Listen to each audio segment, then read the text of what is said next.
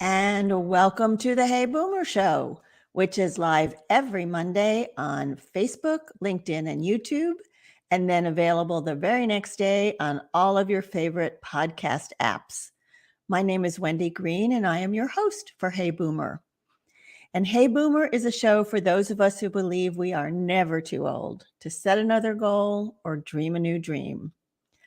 I am on a mission to support and inspire those of us in this next act of our lives. And together we are learning and sharing stories, finding new beginnings, and confronting endings and transitions. We are evolving, not retiring. We are the ones who are defining this next act of our lives.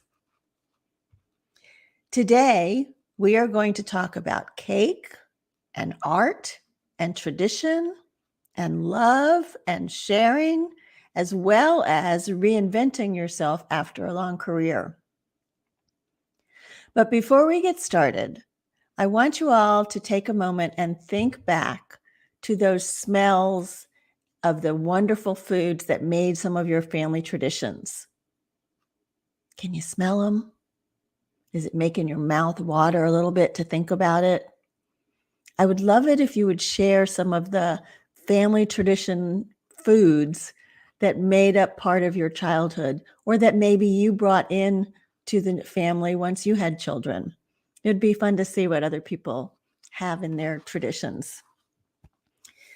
For me, my grandmother used to make something called mandelbrot. That is a Yiddish word for an almond cookie. It's really a twice-baked cookie, and it's kind of like an Italian biscotti. So with our guest today, Pipka, we have almonds in common there. Ah, Deb, homemade bread. Yes, I love the smell of homemade bread. Thanksgiving is coming up, and that is also one of my favorite holidays for good smells. I always am asked to make the turkey and the sweet potato casserole, and I love the pecan pie and the family getting together and the laughter and some of the interesting discussions that come up in families these days. But I'm looking forward to it. It's going to be a great Thanksgiving. We may actually have as many as 20 people here at my house, so it'll be a little cozy. But let me tell you a little bit about my guest today. Her name is Pipka Ulvilden, and she can tell me if I said that right. Pipka has been an artist, a teacher, an entrepreneur for over 40 years. Art has always been her passion, whether she is designing, painting, or baking. Her creativity has deep roots in her heritage. She was born in Czechoslovakia and has maternal relatives in Bavaria, Germany. As an artist, Pipka designs and paints Santas or Father Christmas figures that represent Christmas traditions and customs in countries around the world.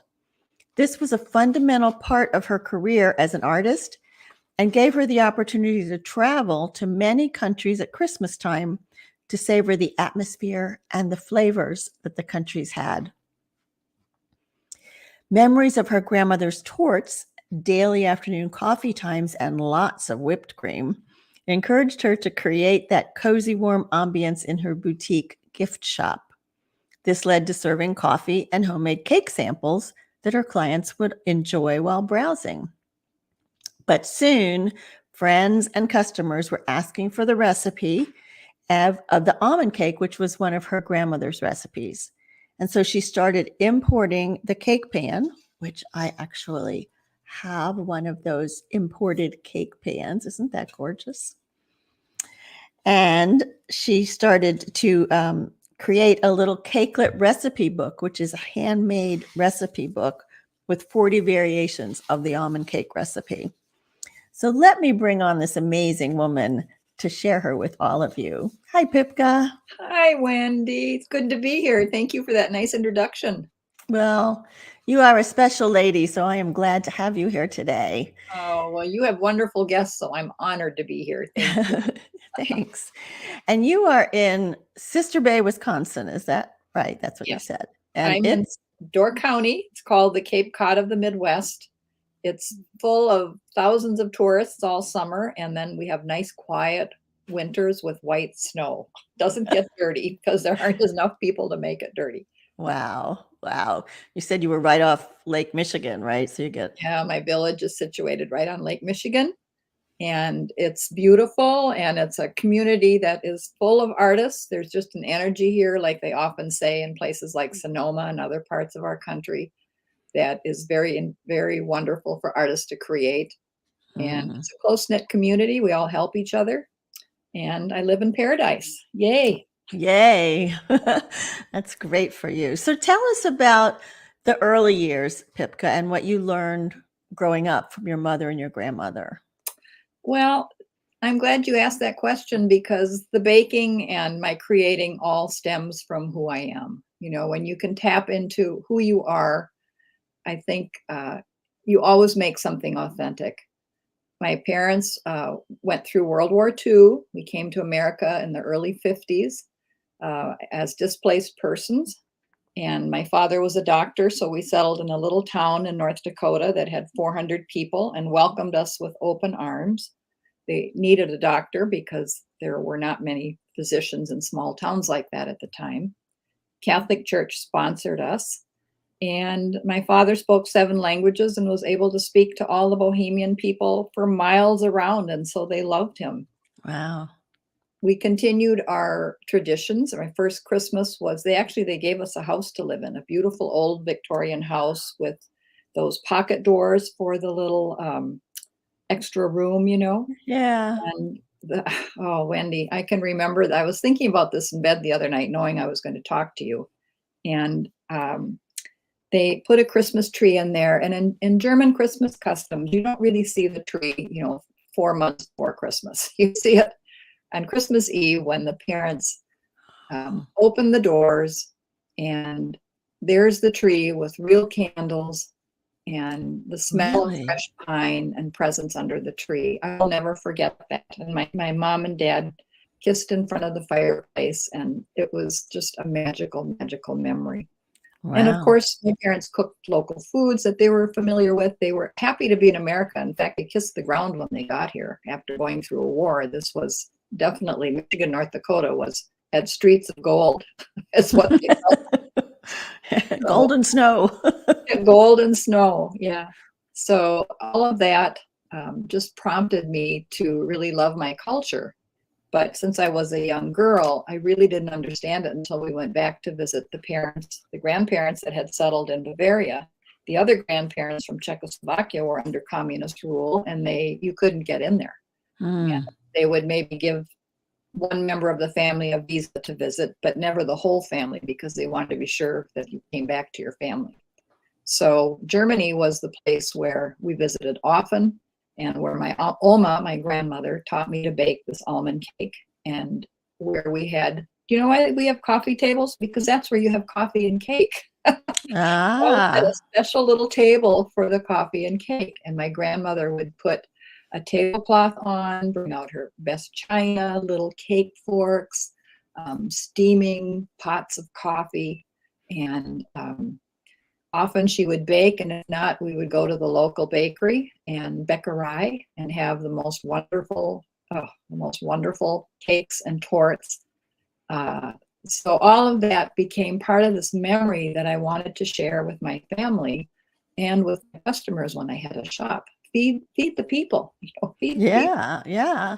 And so you actually learned this almond cake recipe while you visited your grandmother in Bavaria.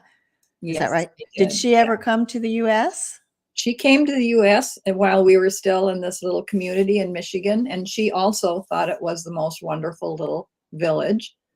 And, once you've been through a war, you appreciate things very, very, very much. Mhm. And although I was too little to understand it, I think even as a child, you take on the energy and the fear and the concern from your parents on some level. And I'm Absolutely. very appreciative of where I live, what I have, and I like to bake and share it because I think it's all about giving back. Yeah. And so you got into the art world first, though, and the cakes came later. So tell us about that. Well, I was a single mom, divorced with two little children, and my mother happened to be in Germany visiting my grandmother. And she befriended an artist that lived down the street from my grandmother who was painting folk art called Bauernmalerei. It's a very simple painting style that you paint on wood and decorate furniture with in Bavaria, and it means peasant painting. It's not as sophisticated as rose mauling. I mean, they made roses by cutting out a carrot in half, or not a carrot, a potato in half and carving a little round design in it, and then dipping it in some paint and painting the furniture with a carrot or with a potato stencil. Huh. And it, of course, like all arts, it became more sophisticated. But she sent me a box of paints and instruction books. It came to my house. I will never forget it. The mailman came to the door. There's this big box. I put it on the dining room table, opened it up. She even sent brushes and paint. And I sat down and I decided to teach myself to paint and make this my career because I loved it. And then I kept going back to Germany to see the pieces in the museums and to really look at it with brand new eyes. And as a single mom, I decided I would just have a risk and take that as my career. I was an airline stewardess, but I was the first divorced woman with children that Northwest Airlines had hired. And they went on strike 11 months after I worked there. And so I couldn't collect any kind of support. And who knew when they were going to call everybody back in those days? So I just made this decision that, hey, I'll just open a shop and be a little painter. And what did I know? Nothing, except my passion was there. So that's quite a risk as a single mom with two Yeah. kids, right? Yep. Yep. Yeah. So you started out with the painting, what do you call it, the primitive painting Mhm. Mhm. on furniture, Right.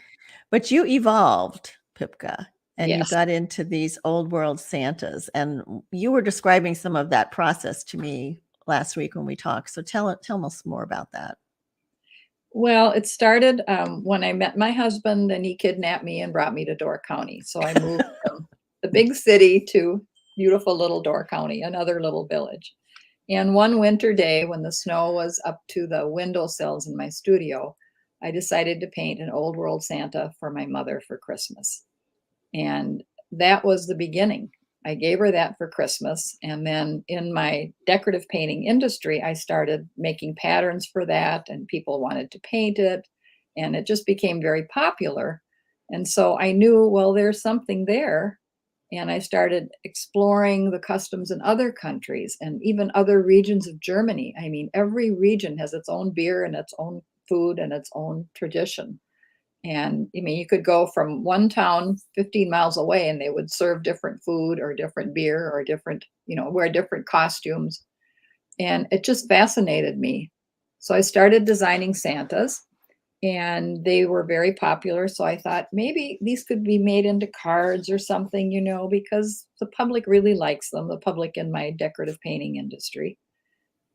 And my lady that was working for me, Lois Cermak, sent, we used to get this giftware magazine, and she sent some designs and a letter out to a couple of companies. And she saw this little ad that said TLC Company. And we thought that title was so cute. So we sent them some information. Well, all the big companies, I never heard from them, but this little TLC company was at my door within 2 weeks and saw my hand painted Santas. And they worked for McCall's Pattern Company in Kansas. And McCall's had just opened up a division of arts and crafts and were publishing books. And so they gave them the go ahead and make something out of this. And so we made the first shipment of resin figurines. And when the shipment was on the ship to come to America, this is a long story, but it's almost done. McCall shut it down. They just said, no, we can't do this. So the two people that started the company, Michelle and Gary, decided to mortgage their house and buy Wow. the shipment and take a risk on these beautiful figurines. And the rest was history. 25 years later, we sold millions of dollars worth of old world Santas to people all over the country. And it was just a magical, wonderful, exciting experience. Wow. That is quite a story. So you were a risk taker. They were risk takers. Do you mind if I share the screen for a moment to show people a couple of pictures of those Santas? Sure. Yeah, because they're pretty amazing. So let me go over here. I'll do that. All right. So here's Sinterklaas. Mm-hmm. So he has the little guy that goes with him. Mm-hmm. I happen to know this story from when I used to do some work out of the Netherlands. Oh, Uh-huh. So I was pretty he's I went to Amsterdam one year and one Christmas and was able to see all of that. I was able to travel to several countries at Christmas time, and it just made it. You can read a book, you can read a story on the internet, but when you're there and you smell the smells and see the bakeries and see the people, it's a magic. It's just magic. Yeah. Yeah. And then you have the posters and I mean, it's just amazing. So I'll stop sharing now, but I was just falling in love with these and I was looking at them. Thank you. Thank you. Yeah. So now you had your shop I started my and shop. and in the shop you were selling your furniture and your Santas and your paintings and Mhm, you decided that you wanted it to be cozy. mhm. So you started serving cake and coffee. Yes, my shop was a little house built in 1920 right off of Main Street where I live, and it just had this little peaked roof and rounded door. It was just beautiful and charming, and all these little beautiful rooms inside. So every room, I had gifts as well as, my Santas and other things. But I just had the nicest people come in, and I'm like, these people are so nice. I want to serve them a little treat. So I started making cake and just serving little slices or little samples and some wonderful coffee that's made with one of our Door County coffee makers. And pretty soon they were asking for the recipe because it's just a simple cake. If you saw it, it looks like a pound cake. And it's not a layer cake with frosting that looks wonderful. It's just a simple cake, but they tasted it, wanted to have the recipe. So I gave out the recipe. Then they wanted to have the pan it was made in because it's a very unusual pan. So I started importing the pan from Germany. And there it is. And I made a cake since it's show and tell on Wendy's Hey Boomer. I made a cake this morning, very easy Oh, cake. I added blueberries. That's what's in there. oh, And yum. it smells so good. Smells so good and it tastes so good. Pipka sent me a sample. Yeah. Here's a picture of another cake. I mean, 40 variations she comes up with these. But go on. I'm sorry I interrupted your story. Well, no, that was the part of just thank you, 40 variations. Well, that's the artist part. When you make your first 100 cakes, you've got to start changing it up a little bit. So I thought, what would happen if I add blueberries or if I do this or if I do that? And pretty soon customers were giving me their own variations of what they did. And so it was inspiring because I made cake all the time and you want to be inspired all the time. And I got all this feedback from the customers. So I knew what they liked and what they didn't like. And I was able to just put that all in my little cakelet book, which, I have one of those. Yes, show that Handmade book. little, Hold let's it see. up a little closer if you will. Yeah. This It's, is handmade. yeah, it's crazy. A- We've a- made over 3,500 of these cakelet books. But it's just fun to make things with your hands, to bake things that you have made and share them. I mean, the early cakes, Wendy, were, made by Egyptians. They were flatbreads that they sweetened with a little honey and cooked on a stone. I didn't know that. And the Romans came and started adding little dried fruit. And yeast was invented. Well, I think the Egyptians even invented yeast. Huh. But bread was the thing. To have cakes would be, a flatbread with some honey on it. And people didn't have wood burning stoves in their homes in the early part of our civilization as we know it.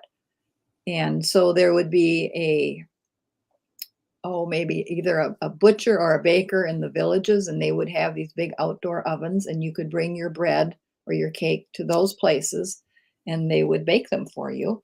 And my grandmother in Czechoslovakia actually did that. She would get up at 2 in the morning, get the bread ready, and then go trudge through whatever kind of weather it was and bring it to the butcher actually, and Wow.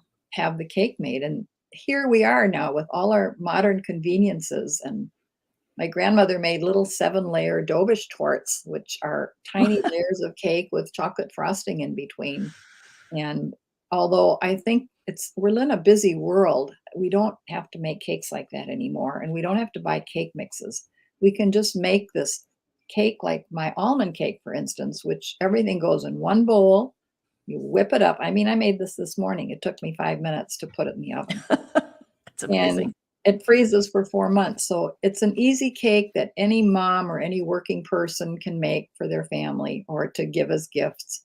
And it tastes good. It would be nothing if it didn't taste good, but it tastes really, really, really good. And how fun to get, as part of the gift, you bake the cake, but get them this special Yeah. pan, Yes. Yes. special pan. And the nice thing is it comes out like in perfect slices, right? So you Yes. know exactly where to slice it, Right. unless you're greedy and then you want a bigger piece. And you slice you slice Which, two of those little which rivets which together. I did. I'm sorry to say, but I did because Oh my goodness. it was so good. And we have people saying, I want dessert. I want a piece of cake. So the recipe is easy. You can actually find it on Pipka's website, right? Pipka's, Pipkas.com. Mhm. So you at one point finally decided you're selling the store Mhm. and you're going more into the cake business, or did that just kind of happen, the I think cake it business? just yeah, I think it just happened. And um that was really hard to make that decision after 45 years, I can imagine. because I loved my building and I loved the people that walked through my front door. It was such a safe place. I mean, we made such good friends with people, and it was a beautiful place, but it was time for a change. And so I thought, well, I'm creative. I will have just no problem finding something to do. But then COVID hit. Mm. So there we sat at home for a long time, and it just became a different time. We're all living in different times, and it wasn't as easy as I thought. Um, Although I am retired, I am inspired, and I just finally decided once COVID let up, perhaps I can make these cakes at the farmer's market. And then a coffee shop down the street asked if I would make them for their restaurant. And there I made more than this cake. I made all kinds of things for their restaurant this summer. So I was very, very, very, very busy. And but it's still, I'm not out of that process of trying to figure out what do I want to do with the rest of my life. I don't think, after baking so much all summer, I don't think I want to bake for stores. I think I want to share on the internet my recipes and do more artwork. Um, it's just, I always said life is short, lick the bowl, buy the shoes, take the trip, and eat the cake. So what do we do when life is short? That's what we have to figure out. Say that again. Life is short. Lick the Lick the bowl, bowl. buy the shoes, take the trip, eat the cake. I love that. I'm going to put that up on my wall. Oh, Harry Truman had a great one. He said, "There's nothing better than cake than more cake." Well, but when you started doing all this cake, then you got inspired to import the cake pan, and you have Yeah, the different what do you call them? little recipe books and Well, the recipe books and the extracts, the almond oh yeah, extracts, the vanilla extracts, the yes. lemon extracts. So are those imported as well? No, but we do have them bottled exclusively for my store, and they're high grade extracts, and that's how you can change an ordinary cake, by adding different extracts. I mean, have a lavender extract. When I made the lavender cake, when I still had my store, people were like, lavender in a cake? But you would not believe how good that is. And you can Yeah. sprinkle little lavender petals over the cake. I mean, we eat with our eyes before we put anything in our stomach. So I really feel we should always make everything as beautiful as we can. And adding flowers or anything like that around the cake or on top of any cake just makes it so beautiful. But when you bake a lavender cake in your home, actually, if you're ever going to sell your house, bake a lavender cake when you have open house because it smells so good that people will definitely buy your house. Really? Okay, that's good to know. That's good to know. It's true. I mean, they always say bake an apple pie, but lavender is just wonderful. And we have orange extract. In the summer, you might want to just make lemon extract with lemon zest and then a fresh lemon glaze on the cake. The next cake I'm going to make is like a Sachertorte. Experiment with that, which would be my almond cake. But then you put, when it's done baked and baking and cool, you put a very thin glaze of a raspberry jam on it. And when that's set, Ooh. then you cover the whole thing with a chocolate ganache. Okay, sign me I up for know. that one. Yeah. It's lunchtime too. This is hard to talk about and eating something.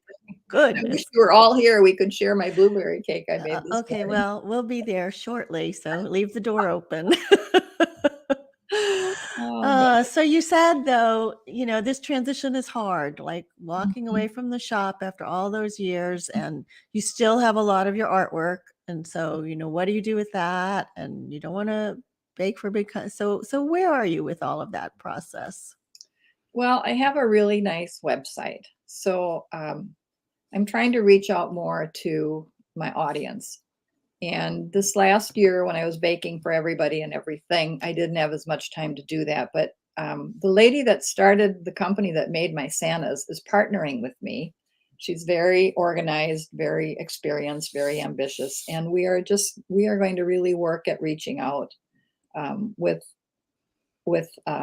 product that's well, based on my designs, with more recipes, just anything that could probably inspire or enhance somebody's lifestyle. And I think that's the way I'm going to connect. I mean, I don't have the front door anymore that they walk through. I hope that people will walk through this door through the internet. And Wendy, it's a learning curve. I know. I mean, I'm not computer literate. This is all, a lot of frustration, a lot of learning every day, learning how to solve problems. I've got a million ideas for marketing and sharing, but learning how to solve problems on the internet is a whole different thing. But it's a challenge and I like it. I mean, I hope it'll keep my brain active as I get older and uh, bring people to my site and we can all connect. I may have to invite you to join my accountability group that I'm in. So, because I'm on a total learning curve all the time too. And I was looking at your website saying, "Oh, I have to get Pipka to show me how to set up an online store and do all of that Oh, stuff." we need to talk. I know, I know. So tell me, Pipka, at this stage in your life, what are you feeling the most grateful for? Well, I'm grateful that at this stage of my life, and I'm into my late 70s, that I'm strong, that I'm healthy, that I wake up every morning, that I am a widow, but I have this little dog that I decided I needed a little dog so I wouldn't be lonely, and I'm in love with my little dog. Angel is her name, Oh, and I'm grateful for I'm grateful for this challenge, really. I kind of learned, and what I'm really thinking about now, Wendy, is that I don't have to keep doing the same things I'm doing. I really could do anything. And I don't have all the money in the world to say I could go everywhere, but there is a possibility once we put our minds to it and think about it and make some mood boards or journal, these dreams that we have can become realities. And instead of retired, we can be inspired I because love that. we get to do whatever we want at this age. We do, don't we?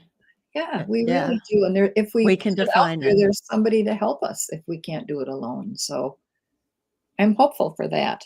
Yeah, yeah. I think that's so important to stay inspired. And like you said, the transition can be the challenge, Mhm. right? Like Mhm. what's next? Who am I?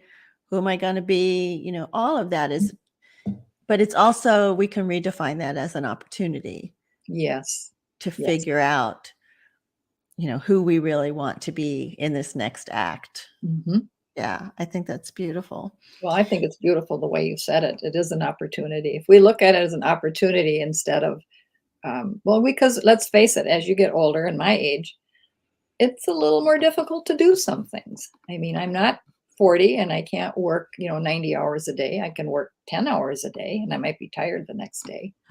But it is different. But if we just accept that and look at it as an opportunity, our mindset changes everything, doesn't it? It does. It does. Mhm.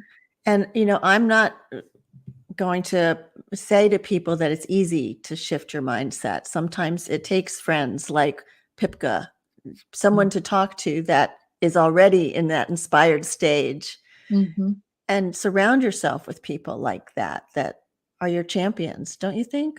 Oh, I think surrounding yourself with champion people is the most important thing you can do when you're in a challenge or when you're in a lifestyle change. Because honestly, I mean, I shouldn't say this, but I do believe it's gotten to be a pretty negative world out there. And we need to be very picky about who we let into our lives and into our minds and into our hearts. And Yeah. if we have those good people that connect with us and that want the best for us as we want the best for them, then that challenge becomes a lot easier. Yeah, it really does. And I think, I mean, we keep learning these lessons. I mean, I learned a lesson this weekend that, you have to find the right people to give you those affirmations, because sometimes you're looking for that from somebody that's not really able to do it. Mhm, And so let that one go and mhm, find the ones mhm, that are. mhm. Yeah. Yeah. And when you've been in business like I was for over 40 years, people came into my business and loved that I was able to teach them how to paint. They respected me. They just felt honored to come into my store, into my home. But when you don't have that anymore, suddenly you're just like everybody else out there, and you don't automatically get that respect or that appreciation. You have to earn it, or you have to find people that understand who you are and will give you that. So in other words, you have to be picky who you're with. Yeah, but like you said, that was part of your challenge also, because everybody knew you Mhm. and everybody respected you and everybody would come into the shop because that was Mhm. the safe place to be. And so not having that, I imagine you did experience a big sense of loss from that, It especially going right into COVID. Yes, yes, it's a big sense of loss. But Yeah, here we are. I get to talk to you, and you're so positive, and we have some mutual friends that we love on shows like this, and we do. how lucky we are that we can have something like this to go to. I mean, your show is wonderful, encouraging women of all ages to look forward to the rest of their life and not think that it's the end of it, because it really isn't. Yeah, well, you inspire me. I love that comment, retired and inspired. I Yes. love that. So, is your farmer's market going to stay open all winter? No, the farmers market is open in the summer. And most of the businesses up here are more like summer businesses. But when I did retire, I joined the Sister Bay Historical Society, which has all these wonderful old buildings and a wonderful old house on its premises. And we started a Christkindl market.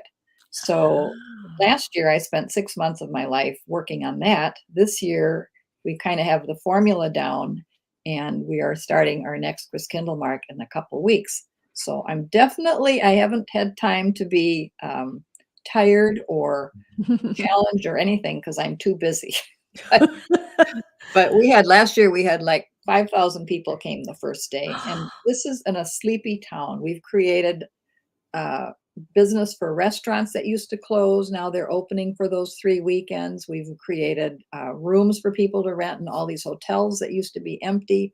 Suddenly, people are coming to our little community because of this incredible market. So we're doing something we love, and you know how I love Christmas.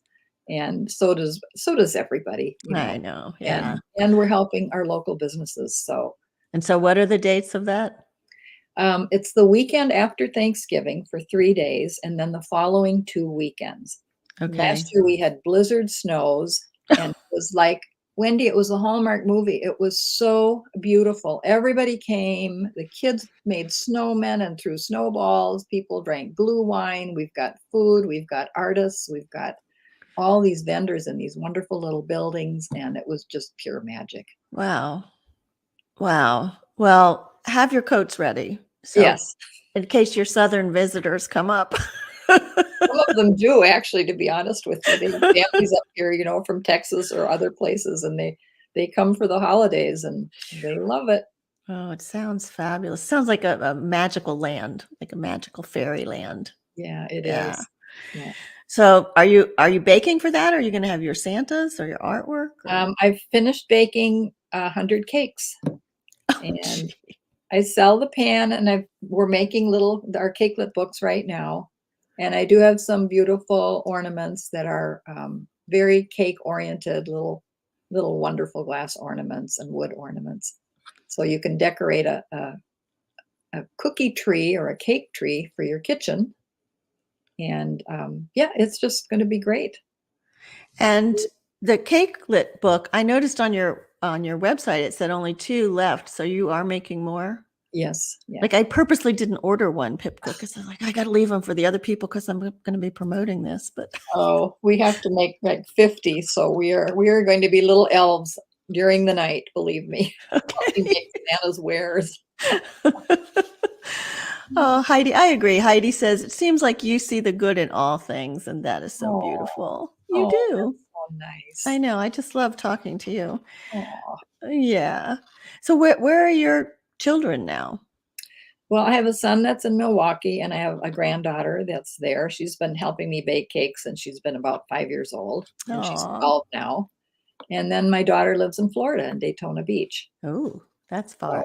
I can visit one or the other, and they're both wonderful places. Since I live in a small community, it's really fun to go to a bigger city or to the ocean and the beach and whatever the case may be. And And are they showing, interest in the art? And like you said, your granddaughter's baking with you.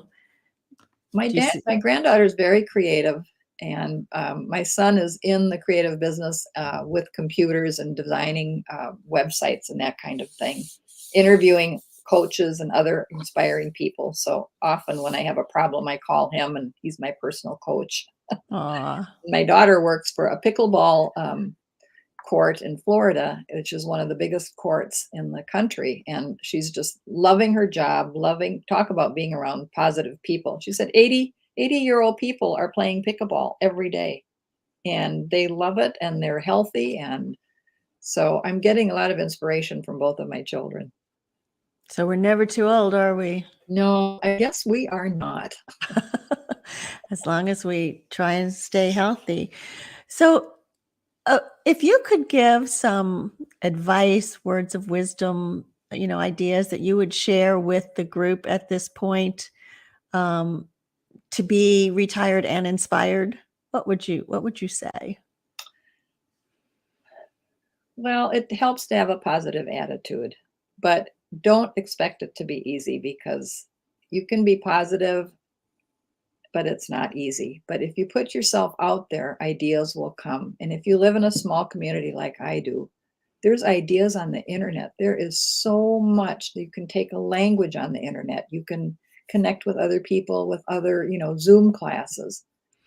I mean, I don't think there's enough hours in the day, but really, I I agree. yeah, yeah.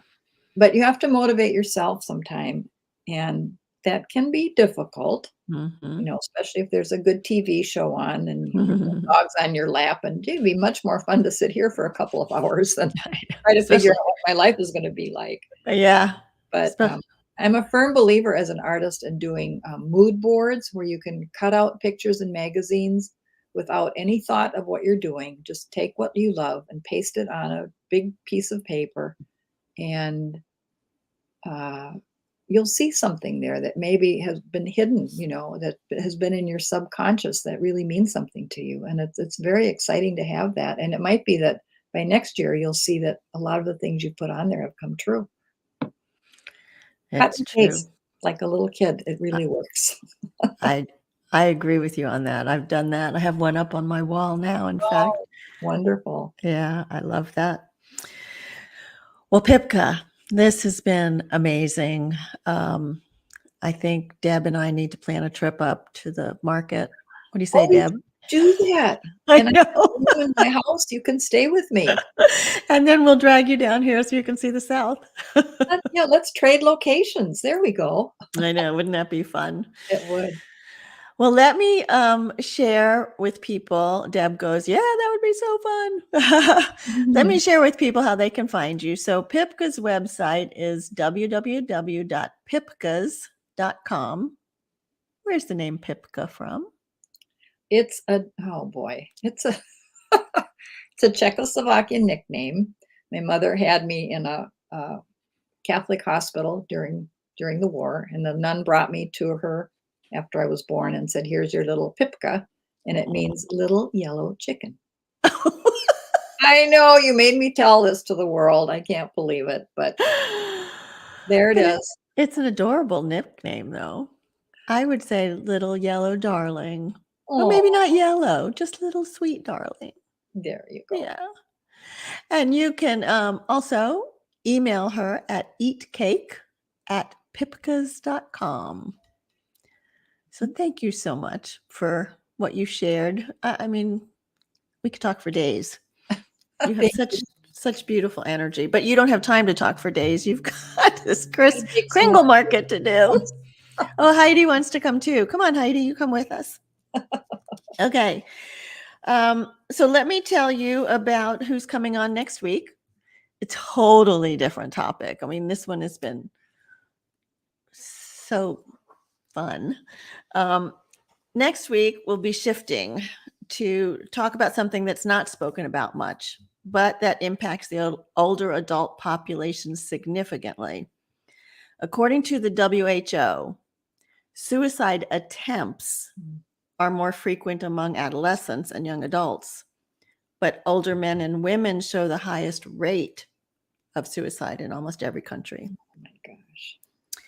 My guest next week is Dennis Galan, and he lost two brothers to suicide 11 years apart, which put him on a mission to turn this tragedy into something where we start to talk about mental health and try and prevent these kinds of things from happening. So that he also has a way of bringing humor into the subject. So it's not going to be just all heavy and, but it is an important subject for us to talk about. Let me ask you, please, everybody who's listening, to share Hey Boomer with people and ask them to subscribe to the newsletter. They can do that from bit.ly/heyboomer-subscribe. And you'll get 2 emails a week at the most. One is with my blog and just what I'm thinking about. And then the other one is on Monday with links to the show. And if you want to talk about what's next, to be inspired and retired, you can sign up for a 20-minute complimentary consultation with me.